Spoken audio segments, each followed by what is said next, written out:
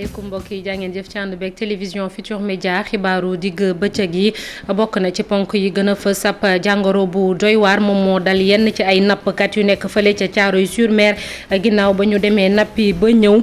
la muy mandargawoo mooy ay picc yuy feeñ seen kanam ay bët yu xonk ak yeneen yu ni mel def nañu ay prélèvement ci ñoom dem def ay analyse xam ban xeetu jàngoro moom moo leen dal. ñii di ay baykatu ceeb nekk ca bët Saalum wala boog bët gànnaaru réew mi ñu bëri ca ñoom ñu ngay wooteeti wàllu dañoo faf sax wane ginnaaw seeni tool ndax ay gunóor ak ay picc yu leen la jël wicc di yàq seen tool yooyu le ñoom ñu ne lu ni mel gëj nañ ko dund ci atum 1979.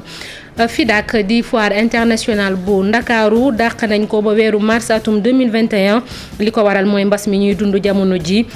naam sax benn manifestation amul foofu ca CICES ba jàngoro bi duggee ci réew mi ba léegi structure boobule ne amul njàppandal ci fond Covid 19 bi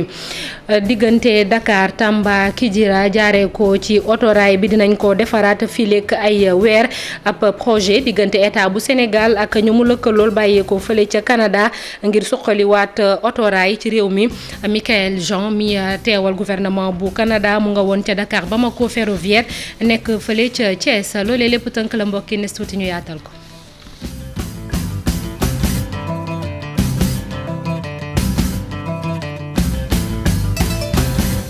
ginnaaw bañ leen ziyaare ba noppi ab jàngoro bu doy waar moo feeñ fële ca Thiaroye-sur-Mer dal yenn ci ay nappkat yu demoon géej ba ñibbisi bokk na ci ni muy màndargawoo jàngoro boobule ay picc ni ngeen koy gisee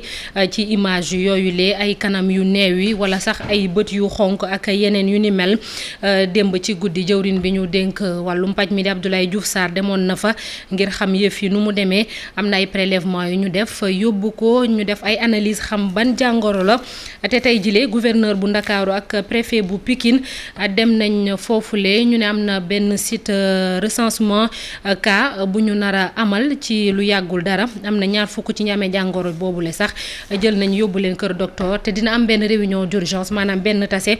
ci diir bu gàtt bu ñu nar a amal ak kilifa yi ngir xam lan moo wundu feebar boobule. beneen feebar bu nekk ci réew mi ab diir di mbas mi Covid 19 ak bilan bu mujj bi ministère de la santé génnee ñu ne daal am na fukk ak juróom-ñaari nit yu amee jàngoro bi ci bilan bu mujj ci lu toll ak juróom-ñaari téeméer juróom-benn fukk ak juróom-ñett fukk ak juróom-benn ci ay test yu ñu def juróom-ñetti cas contact juróom-ñett cas communautaire am na juróom-ñetti nit yu ñu ne wér nañu ba ñu dem seen kër ñett ñu sonn loolu ci bilan bu mujj bi nag amul kenn ku faatu. ñu wax ci leneen mu di mbëkk mi maanaam tukki ci ay anam yu jaarul yoon Amnesty International di amal ab benn lël ngir tàggat waaye it ñaax xale yi ci loolu mi ngi amee ci arrondissement bu Niodior rawatina ci île yi fare foofule bëri na ay ndaw yu ñu teg loxo jamono yi weesu ci île yooyule te ñu bëggoon a dem ca Europe Amnesty International di sàkku it ci état bu Sénégal mu xoolaat politique am ngir ndaw ñi mën a am xëy toog ci réew mi bañ a jël gaal yooyule seeni bakken di des ci géej gi Aminata Goudiaby Abdou Karim Bey.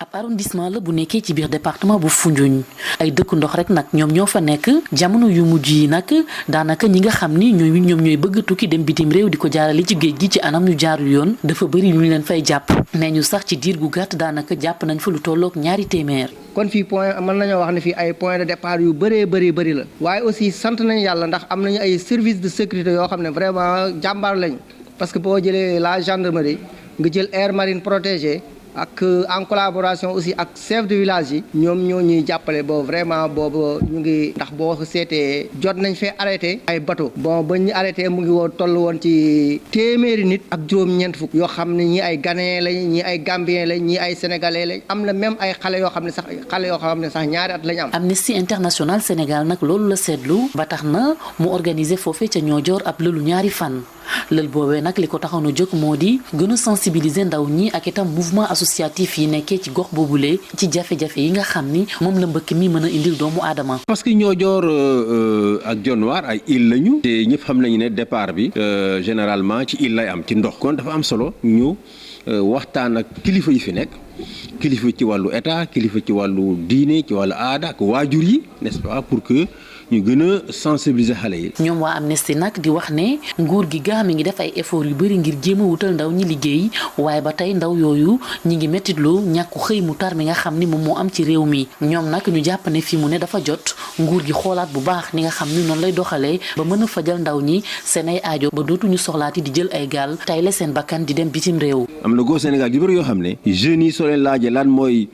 ANPEJ xamuñu ko waaye même su dee xam nañu projet yooyu tamit yenn saa yi dañ jànkonte ak ay difficulté ci wàllum jot ci financement yooyu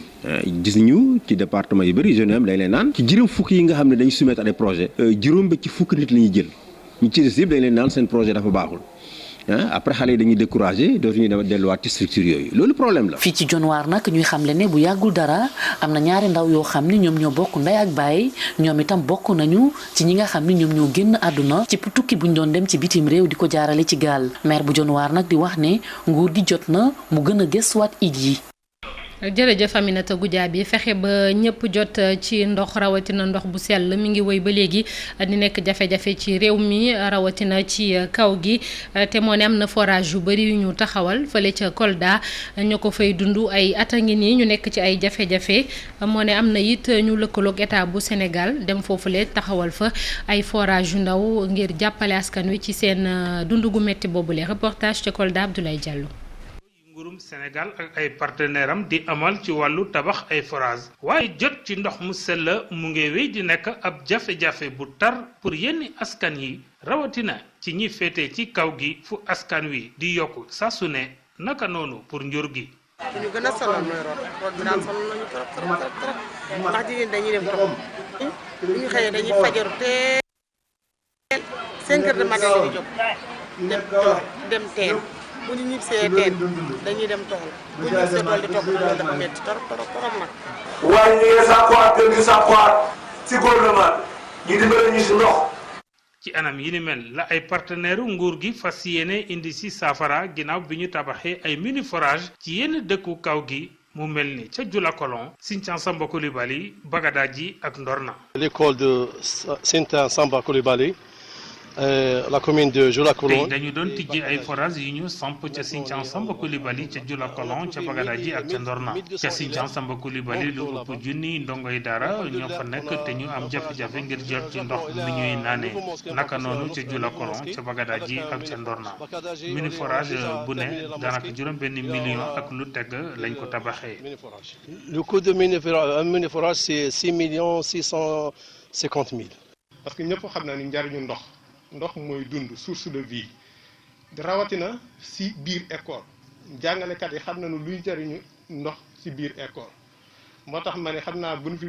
ci fi quelques mois buñ fi dellu si waatoon enseignant ñu defal ñu évaluation lu fi ndox mi jariñ dina wane bu baax ni yokk na bu baax jàng xale yi.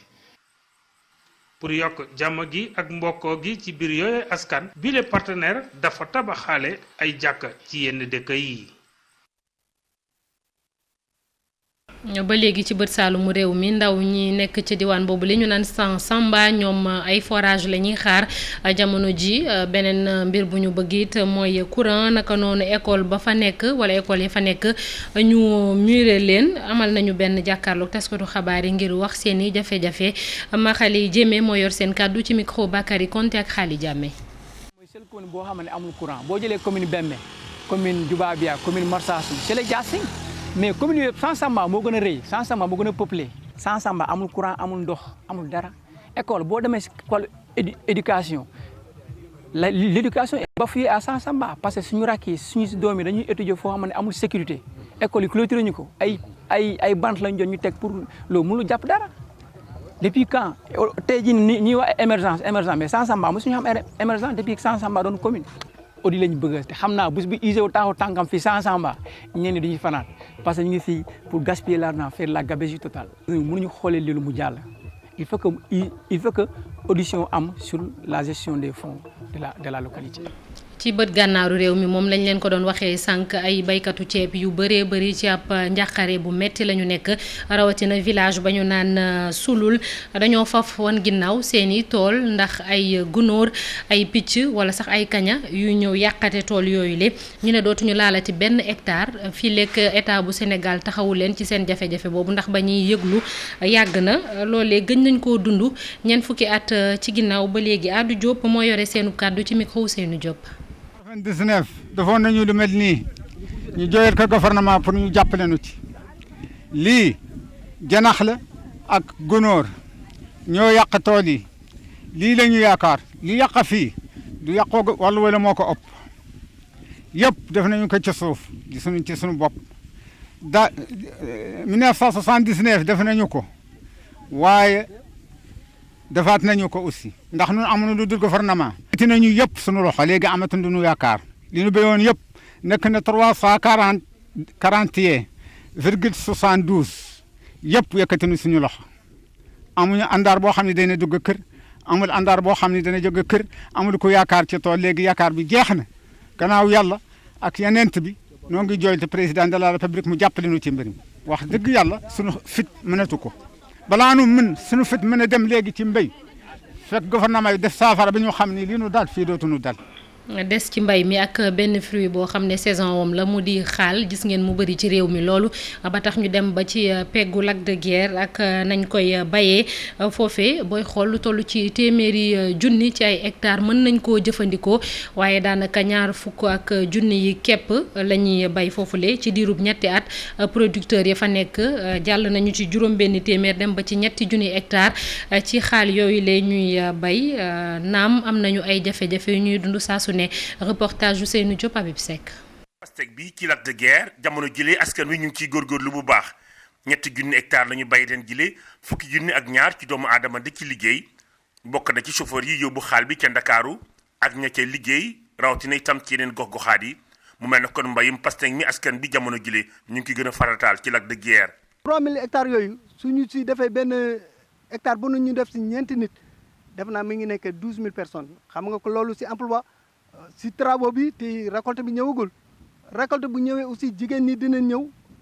ñëw taxaw jël si seen wërsëg. ñoom nag jamono ji la ñuy jooy mooy ay bërëb yoo xamante ni fa la ñu mën a di transformer seen produit bile. dem si marché bi li fiy des parce que moo koy ëpp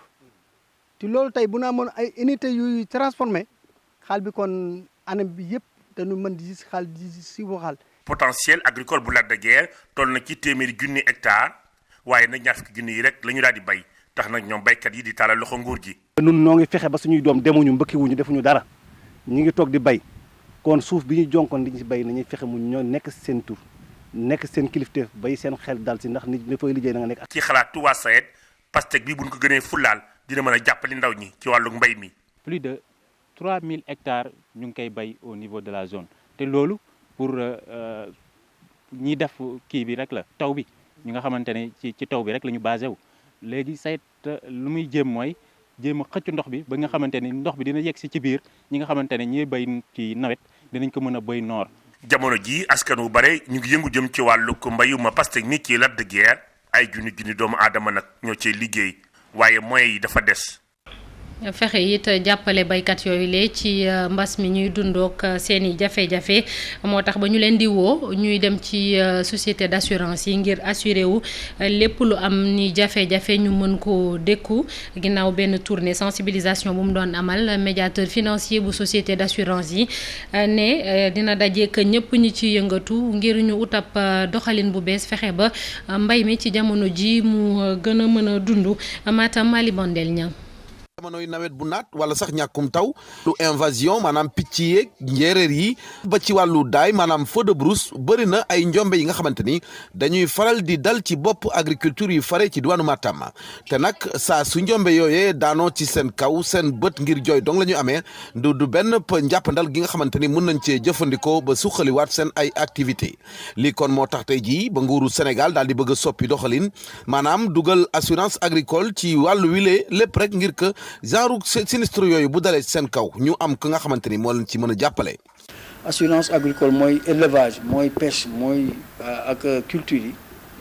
ñu ci bari dugguñu ci te loolu état mu ngi koy subventionné xaaj bu nekk xaajam état moo koy fay. et chaque fois doon nañ gis fi mu am ay problème inondation ay problème mu oiseau granivore ay problème yàqu-yàqu ay problème incendie ay problème mu ngelaw bu ñëw yenu kër yi yenu champs yi yenu lu bari mais yooyu yëpp bu amoon da ngay tourner ci état ne ko kaay jàppale ma mais état mënul régler yooyu loolu nag moo waral ñuy def assurance daf lay permettre bu yooyu ñëwee assurance ndàmpaay la ndàmpaay bu nga xam ne non seulement bu fekkee da nga amoon bor di nga ko fay mais di nga dese li nga xam di nga continuer sa activité bon gis nañu nag vraiment ñi fi tontu woon tey ci suñu woote bi ñu am maanaa la ñu ci secteur bi la posé nañu tamit ay questions yu baax a baax et lu ma seetlu mooy ñëpp d'accord nañu ci assurance agricole. doxalin bu bees bi nga xamante ni gaa ñi namm nañ ko nag moo waral bëccëgub waxtaan bi ñu séq ak baykat yi sàmmkat yi ak nappkat yi fare ci diwaanu Matam gannaaw sax ndaje bile nga xamante ni weccoon nañ ci xalaat bu baax a baax dispositif ci wàllub région bi moom mettre nañ ko en place lépp rek ngir ñu mën a accueillir ñuy njëkk a ñëw souscrire ci wàllum assurance agricole. entrepreneuriat maanaam fexeel sa bopp ngir am ab liggéey boo yoral sa bopp li ñu nemmeeku mooy ay ndaw yu bari ci diwaanu Kaolack duñ ci sóobu lu bari moo ne la ñu mën a sukkandiku ngir def ko bari na fa waaye ndaw ñu bari dawal moto Jakarta moom moo leen gënal ab seetlu la foofu le lu ci ëpp ay GIE ay mbootaayu jigéen ñoom daal ñoom la ñuy gis ci wàllum entrepreneuriat semaine biñ ko jagleel moom la ñu lancé foofu ca Alliance française ba nekk ca Kaolack Ibrahima Diame ak Fally Gueye. ay ndaw ay góor ak jigéen nekk ci seen digg doole di fëgg nag buntu xëy ndax li ñuy duppee nag environnement des affaires bu Sénégal favorable na maanaam yombal ndaw yi ñu mën a jóg def seen mbiru bopp am seen xëyu bopp en tout cas fii ci Kaolack bu ñu sukkandikoo ci ñi ciy gëstu diwaan bi bari na lool ay opportunité Ibrahima Faye moom mooy responsable commission entrepreneuriat ci mbootaay bi ëmb cadre yi bootu ci PESEC te yëngu ngir lu soqali diwaan bi. waaw Kaolack environnement bi mun nañ ne favorable na parce que boo gisee Kaolack gis ni am na ay ressources naturelles yu bëri Kaolack xorom saa ngi si Kaolack naaj baa ngi fi Kaolack bassin arachidier la Kaolack culture céréales yi lu mel ni dugub lu mel ni mboq ak yooyu ñu ngi fi donc yooyu noonu yëpp ay opportunité entrepreneuriale la. waaye nag liy soxal auto entrepreneuriat fii ci diwaanu Kaolack rawatina ci ndaw yi moo di ne amuñu culture boobule ñu bëri ci ñoom ci Jakarta yi rek lañ ko jàpp. Kaolack bon ville bu xaw a dynamique la ci entrepreneuriat mais par contre jeunes yi ñoom xaw nañu des ginnaaw tuuti boo jëlee entrepreneuriat Kaolack boo ko jëlee da ngay wax juste surtout femmes yi ak mag yi. ñoom daal ñoo gën a yëngu ci wàllu entrepreneuriat jeunesse bi nag bon peut-être am nañu facteur yoom lu mel ni dawal Jakarta wala yu demee noonu yooyu ñoo leen gën a yóbbu que soobu réellement ci entrepreneuriat donc loolu acteurs yi nekk Kaolack yëpp ñoo war a liggéey. semaine bi la ñu jagleel nag lii di entrepreneuriat dana permettre ñu sensibiliser bu baax a baax ndaw yi ci opportunité yi nga xamante ne am nañ ci diwaan bi pousse leen itam gunge leen ñuy doxal seen mbiru bopp ci wàllu liggéey. aussi ci ak ñaar fukk ak juróom-ñeenteelu édition foire internationale bu Ndakaaru di FIDAK bi pousse nañ ko ba weeru mars atum 2021 ndax jafe-jafe yi ñuy dund ci wàllum wér-gu-yaram ba mbas mi duggee ci réew mi ba léegi sax amul benn manifestation bu am ca CICES te moo ne diwaan boobule amul benn yoon ndimbal ci fond Covid 19 directeur général bi moom moo ko wax beneen birit bu ko jaaxal jamono ji nee na mooy installation yi foofu leen ni ñu màggetee ak suuseek nañ koy saax-saaxee ca wàllu woowule Mohamed Samba ak Younous Diatta lañ ci àndal. di gis nag dina wéy di tëjee ba weeru mars ci atum 2021 mbas mi bi mu duggee ci réew mi ba tey amul benn activité bu ñu amal fii ci CICES FIDAK bi ci wàllu boppam sax du am at bile moom foire internationale bu Ndakaaru bés bu ñu koy amal sax réewu Afrique yi nga xamante ne si mbas mi sonalu leen ñoom ñooy nekk ci kanam. foire boobu incha allah dina am mois de mars. le 25 dem ba le 25 mars dem ba le 8 avril dëkk yi nga xam ne dinañ waxtaan ak ñoom mooy ñi nga xam ne ni yàgg nañu ñëw di fekkee foire bi parce que lu ñuy wër mooy fexe ba opérateur économique sénégalais yi lëkkaloo ak opérateur économique étranger yi waaye ñun suñu opérateur économique ñoom tamit nañu lëkkaloo seen biir ñu xool jënd ak jaay bi naka lañ koy suqalee. fii ci CICES nag boo xoolee tabax bi dafa màggat. kii nga xamante ni moo di jiite kër gi mu ngi xamle ni sax yore lu nu suuf si fii ci CICES jaarul yoon ba tax na rek faaw ñu amal ci ay sopparndi yoo xamante ni day gën a jëmal kër gi loole nag ngir mu mun a am faaw rek suuf si ñuy dagg di ko jaay te ay nit yi ci dëkk ñu dakkal ko. boo demee si yeneen réew yi nga xam ne liggéey CICES la ñuy def wax dëgg yàlla lii tuuti na. président Macky Sall mu ne ma bu kenn laal fii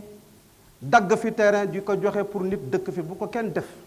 dañu bëgg CICES disparaître ou quoi. njiit bu bees bu CICES mu ngi xamle ni sax wàllum koppar gi fii ci CICES mbas mi da ko sonal te ñoom sax jotuñu benn ndàmpaay boo xamante ni jóge na ci nguur gi te ñu jaarale ko ci fonds Covid 19 bi. mois de mars ba tey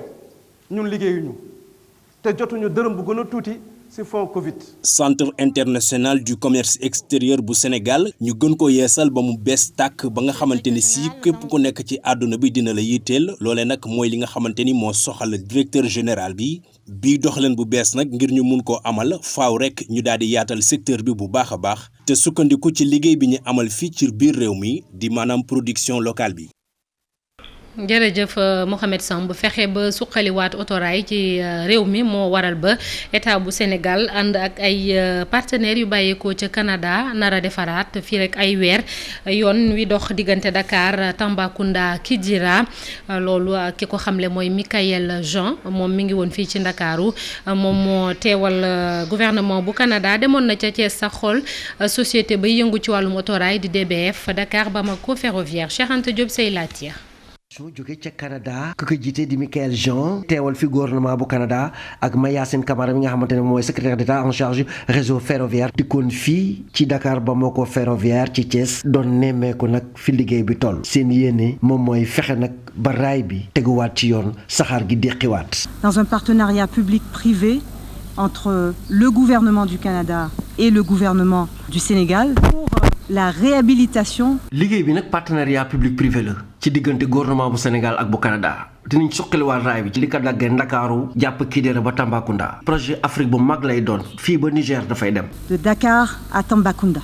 dans le meilleur des cas jusqu'au Niger. ñaari entreprise yi gën a mag ci Canada yu yëngu ci wàllu defar ay saxaar ak ay raay ñoom ñoo ko fas yéenee liggéey. je pense à Souma Aecon AECON. secrétaire d'État en charge du réseau ferroviaire moom gis na nag investissement yi de ay privé ñoom ñoo ko fas yéenee def. secteur privé bi mooy ñëw defar waaye tamit buy defar gouvernement canadien moo koy jàppale yëpp ci garantie bi. ñu xarañ lañ ci liggéey mën nañu jox ay garantie yu wóor